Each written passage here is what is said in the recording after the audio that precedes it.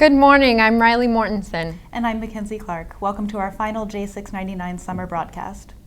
This morning's breaking news story is good news for the economy. According to USA Today, the Federal Commerce Department announced yesterday that the gross domestic product showed a 2.3% increase over the second quarter. Experts cite stronger consumer spending and an increase in exports and home construction as reasons for the increase.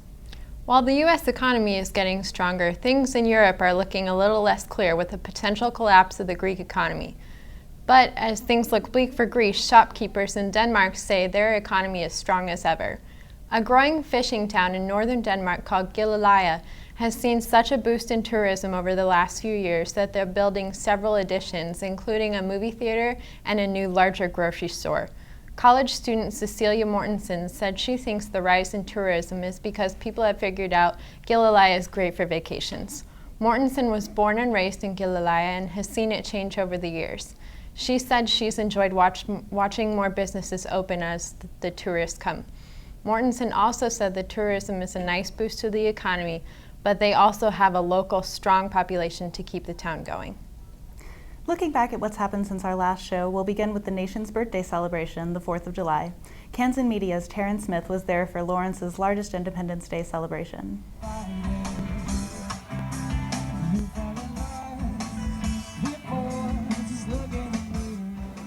Hundreds of Lawrence residents and visitors alike gathered to Watson Park on 7th and Vermont Street on Saturday, July 4th, in celebration of our nation's independence.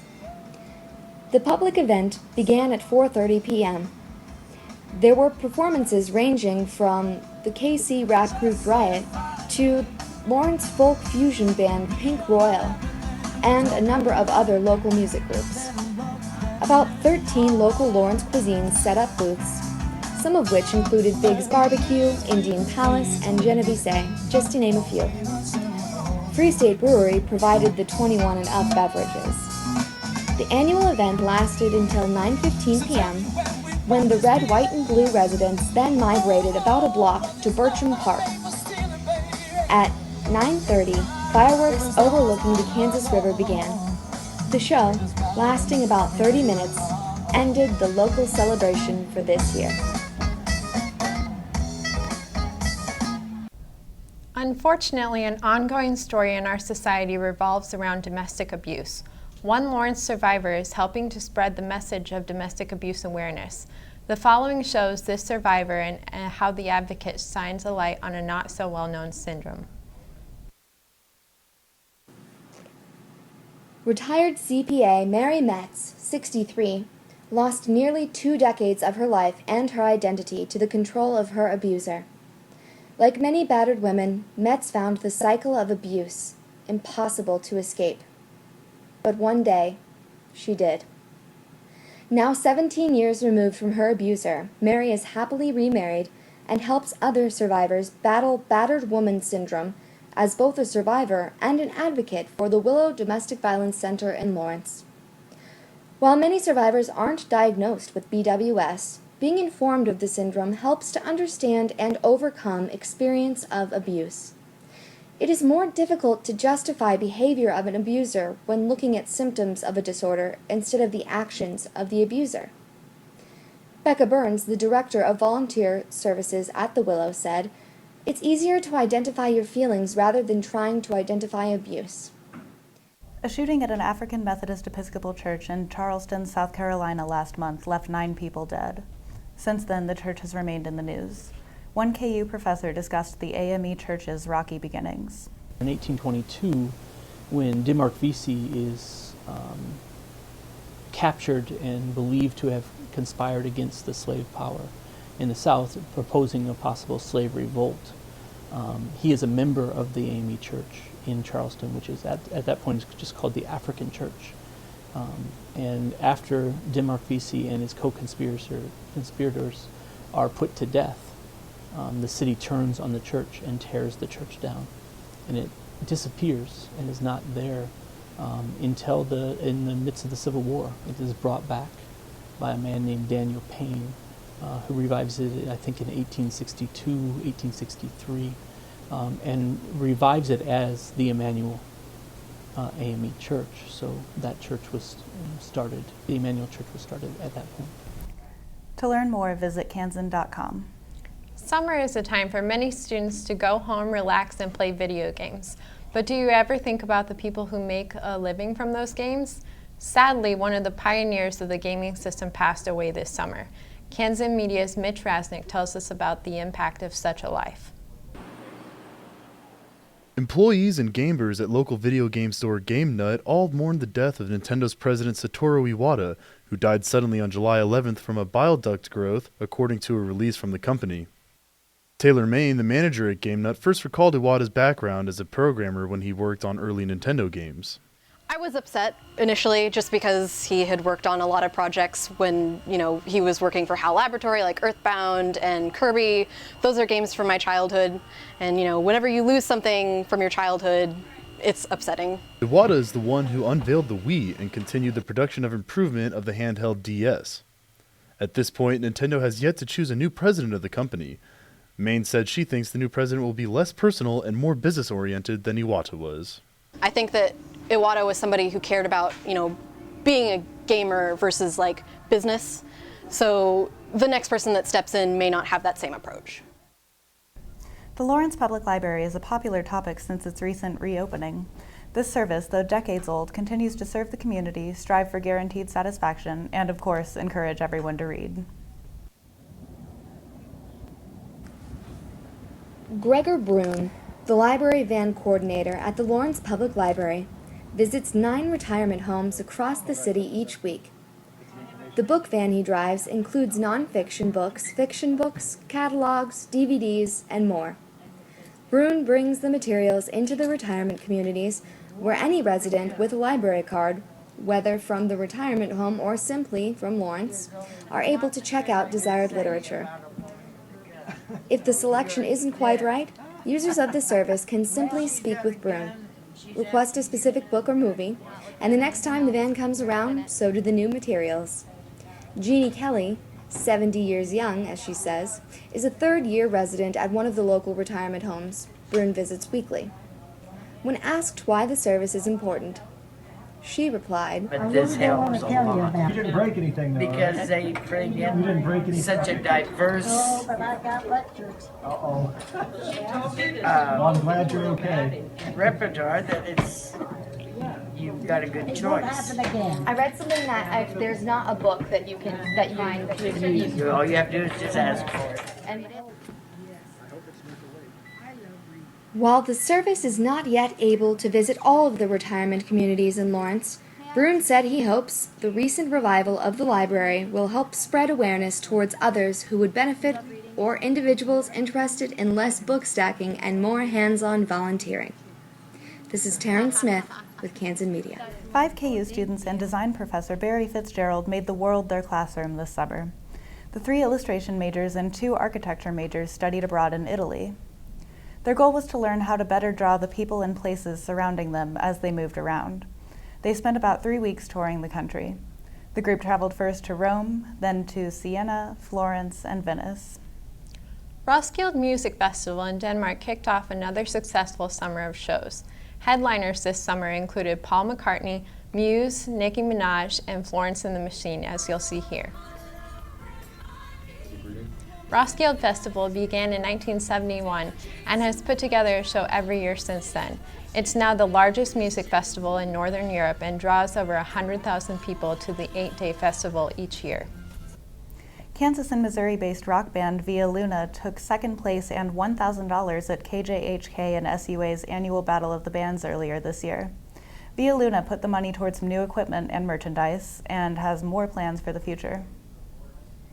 This quaint house in Benton, Missouri is home to the private studio of Mike McDonough, the drummer for local math rock band Via Luna. In addition to playing in the band, I'm also a recording engineer in my free time, so this is my home, but also my studio built off of my home. And this is where our second EP, the one that just came out, we did entirely here in this room. Via Luna won $1,000 for achieving second place in SUA and KJHK's Farmers Ball in April. The band spent their winnings on equipment and merchandise to produce and promote their latest album, Heavy Light, which is the second piece of a 4-part series the band is working on. You can kind of think of it as like a puzzle piece, so we're out of the 4 EPs that we're going to write, each one is a singular like puzzle piece to the whole. From here, Via Luna hopes to use their increased listenership that came from Farmers Ball to reach fans outside of Kansas and Missouri. We have some really, really awesome shows that are booked for August and September that we're really excited about. And we're going to be writing in between the shows that we play, and then we're going to try to play a lot more out-of-town stuff, like still mostly in the Midwest, but do a couple short trips down to like Omaha or Illinois.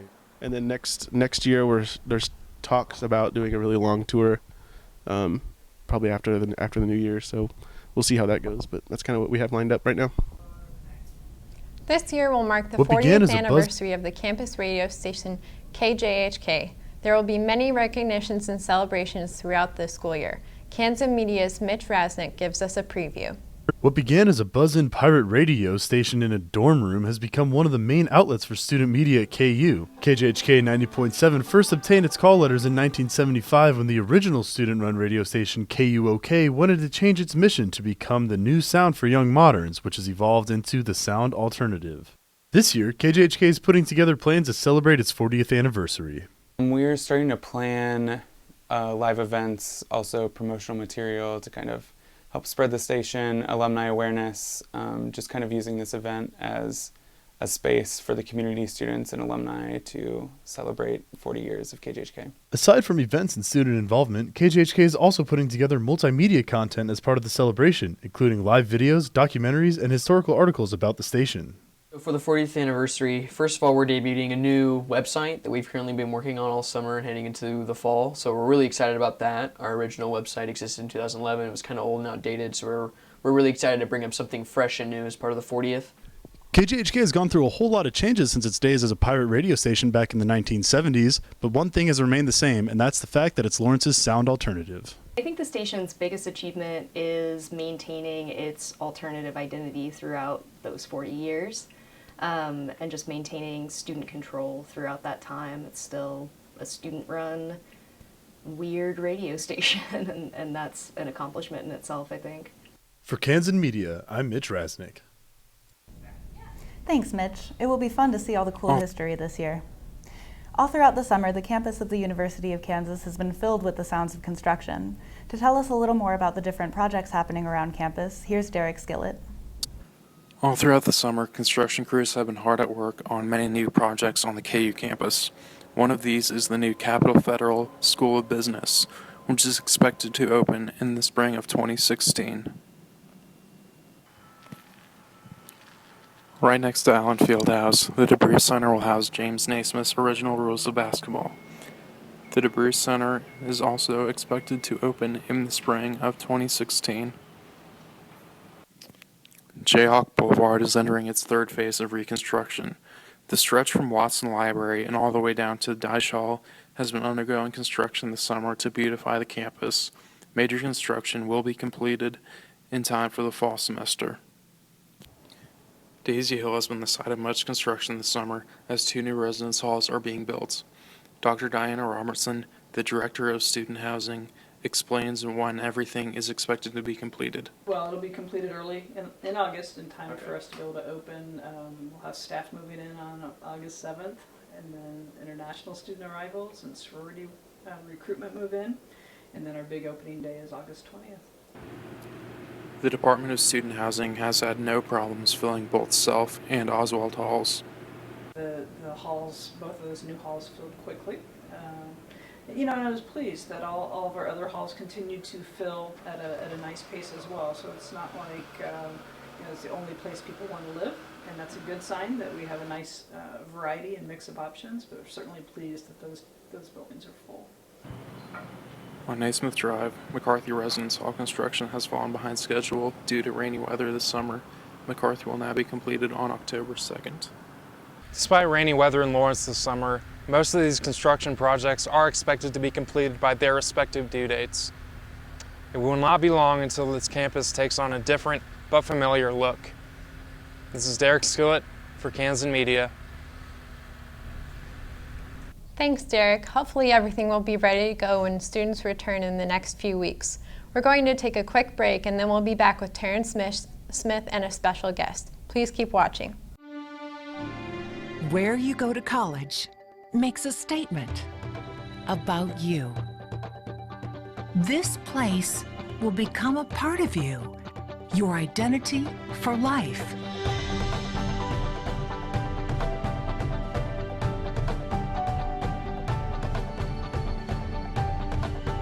The University of Kansas, a great place to be you. Welcome back. With us today, we have a very special guest, Chris Maddox. He is a local audio engineer and sound producer, music producer. You were just telling me before we came on the show that you moved here 4 years ago from southeastern Kansas. Why Lawrence? Well, growing up in a small town in southeast Kansas, I went to school for audio recording, also played in a few bands, and I was a bartender, so Lawrence was just kind of a utopia, so here I am. Trifecta for all right. So what exactly is Attic Traffic Productions for people who aren't familiar, and how did you and the other two come up with the idea? Well, like I said, I went to school for recording and was hanging out with my buddy Anthony at his place, and he had some basic recording software, and we were just messing around recording stuff, and my roommate actually had a really nice recording rig, and I offered Anthony if he wanted me to bring it over and we could, actually have legitimate stuff to work with, and we got a few bands lined up to record, and then Anthony brought in Marty, and we just kind of hit the ground running and didn't really stop. And what was your goal at that point? Mainly try to start a business, get a recording studio going. Eventually, it started off in Anthony's grandparents' garage, up in the attic of it, hence the name Attic Traffic. And like I said, we just wanted to get a studio going, do our own thing, do what we wanted to do, and make money, and so to speak, give back to the community in a way. So, what did Attic accomplish during this past year for local music and musicians? Well, we between the three of us, we recorded probably over 20 bands within a year. We did a 1-year anniversary festival, called it Pop-Up Fest, and we brought back not all, but most of the bands that we'd worked with throughout the year, and just had a huge blowout and had fun. That's awesome. So, I'm guessing it was when your lease was up that you guys lost your space, your workspace. So, fortunately, you were telling me that Daybreak Records, a local Lawrence music production company, was interested in you, and I believe it was Marty Moots as well, one of the other contributors to the idea, because of what you guys had done with Attic.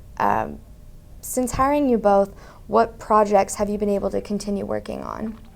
Currently, I was actually in the middle of recording a band called Them Pickless Fools out of Kansas City, little acoustic folk duo, or trio, sorry.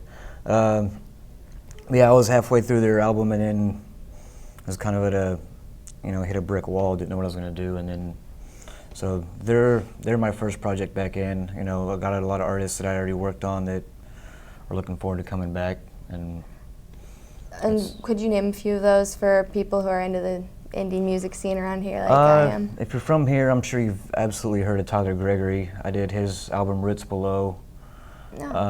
Nicholas St. James, he's another guy around here a lot. That's my favorite. The North Fork. Yeah, we actually, on our last broadcast, did a story, not centered on North Fork, but about, his name is slipping my mind, but Cole. Eisenmenger, yeah. Great band. So what opportunities will Daybreak potentially provide for the local indie music scene that Attic couldn't have? Honestly, it's the space is, and with the combination of the space, the microphones, all the gear. I mean, it's just 100 times more than what we had. We were just working in a tiny little project studio in a garage to a full production studio. I mean, they also offer, audio and video production, live broadcasts, it's the whole kit caboodle. So do you feel like you're able to keep as much of the, like you were saying, independent freedom that you had with your work before? Pretty much. Me and Marty bring in our own projects at will. We're not forced to do anything we don't want to do. So it's mainly just doing work when we can find it. And is there anything else that you'd like to add about music production and the local indie scene, or in general? About what's upcoming for you guys? I just love doing it. I do a lot of live audio too around downtown area, and mainly at the Jazz House. And it was just kind of, we were wanting to give people affordable rates. We love recording anyways, and if you can make money at it, why not? Make it cheap and affordable, and give them a good product and something to be happy of, something for them to be happy with, and that's pretty much it. All right. Chasing the dream. That's a great answer. I appreciate you very much. Thank you very much. For being here today. My pleasure. All right. After the break, we will be back with Jacob Asherman and the weather.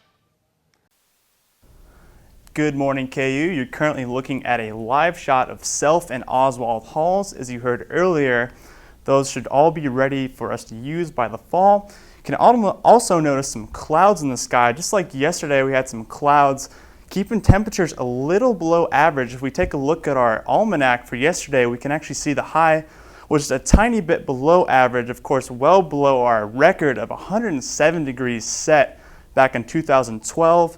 Today, it looks like temperatures are going to be pretty similar to yesterday. Taking a look, looking at 78 degrees by noon, so pretty soon.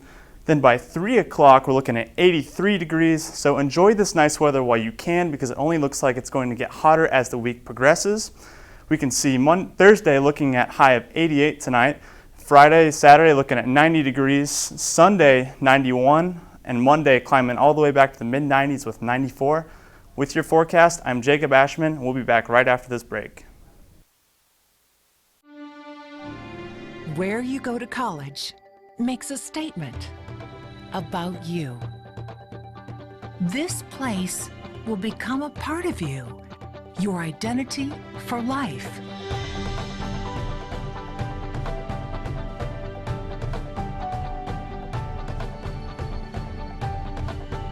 The University of Kansas, a great place to be you.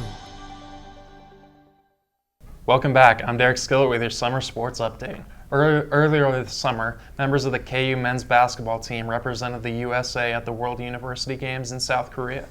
They returned to a fan celebration. Kansas Media's Derek Johnson was there. The University of Kansas men's basketball team returned to Lawrence following an undefeated run to the gold medal at the World University Games. After defeating last year's gold medalists in Russia, the Jayhawks represented Team USA by outlasting Germany in the finals. The Jayhawks won a double overtime battle of attrition, 84-77. Following the team's return, Coach Bill Self talked about the trip to Gwangju. Well, hopefully it's a springboard. I don't think anybody thought we could win the gold medal. I was hoping we could get out of pool play and at least make it to the medal round, because there's only been, I think 2009 was the last time anybody even played for a medal, the bronze medal, and in the last two times, they hadn't even got out of pool play. And these are select teams, so I didn't know what our chances were, but there's an advantage of taking a team rather than a select team. Selden, who hit arguably the tournament's biggest shot, gave love to the KU fans after returning to Lawrence. It was a long trip over there, and you guys showed a lot of support, and we were really proud with you guys, seeing it on Twitter, seeing it on the internet, and we really worked hard over there, and we ended up getting the gold. The Jayhawks went 8-0 on the trip against top international competition. Coach Self was impressed with the team's performance and had kind words for his players following the crowd's exit of Hoagland Ballpark, where the team was celebrated by many fans. Competing against those teams that were so good, Russia was great. Competing against those teams, I did learn something that makes me respect my guys a lot more, because they had size, they had talent, but we had heart. I mean, we really did. We competed, and so I think it'll probably help me trust them more. And on the flip side, I think that they'll probably be able to play a lot faster now because they've been forced to play fast. Unfortunately for KU, their success in the World University Games does not figure to have an effect on their preseason poll ranking, according to several different AP poll voters. However, Kansas can now say they are champions of the world. Reporting for Kansas Media, I'm Derek Johnson. Wow, that's really great news about KU basketball. Hopefully it will mean a successful season this year. Yeah, Derek, the team got a lot of extra reps, a lot of extra practices, a lot of extra games, and a lot of players really did show up. And I actually heard you got to meet a former Jayhawk player at a Jayhawk summer camp. Yes, I did. Former Kansas basketball great Mario Chalmers, we all remember him, returned to Lawrence for his 6th annual Mario Chalmers Miracle Shot basketball camp on July 18th through July 22nd at the Sports Pavilion at Rock Chalk Park. The camp welcomed around 40 kids from around the Kansas area, and it aimed to help teach youths about how to improve their knowledge of the game of basketball. All the money raised from the camp would be donated to different charities like the Mario Chalmers Foundation and the Boys and Girls Clubs in Kansas. Money would also go towards the Lawrence Memorial Hospital to support cancer patients and survivors. Chalmers said that he was excited to be back in Lawrence and has very high hopes for next season's squad. And speaking of former Jayhawks, Keith Langford and Team USA placed 3rd in the 2015 Pan American Games men's basketball competition in Toronto, Canada. While the United States were represented by the KU basketball team in the World University Games, Gonzaga coach Mark Few chose 12 players, Langford included, to represent the USA in the Pan Am Games. Team USA started the tournament with 2 wins in which Langford scored 12 total points. The former Jayhawks' biggest game came in a loss to Brazil during pool play, where Langford netted a team-high 17 points and shot 67% from the field. Unfortunately for Langford, his tournament ended early as he left with an injury in the second quarter of the semifinal game versus Canada. The USA would go on to lose to Canada in overtime, however the team went on to take the bronze in the 3rd place game against the Dominican Republic. And yet another former Jayhawk had a very interesting summer. As you remember, freshman Cliff Alexander went undrafted in last April's NBA draft, but as Kansas Media's Kylan Whitmer tells us, it doesn't mean his dreams of an NBA career are over. NBA Summer League play officially ended this month, leaving many players unsure about their future playing professional basketball. Among the players in this group was former Jayhawk Cliff Alexander. Despite being a highly touted NBA prospect coming out of high school and playing for Kansas, injuries and off-the-court issues led to him not hearing his name called on the night of the NBA draft. Fortunately for Alexander, he was invited to play for the Brooklyn Nets in the 2015 NBA Summer League.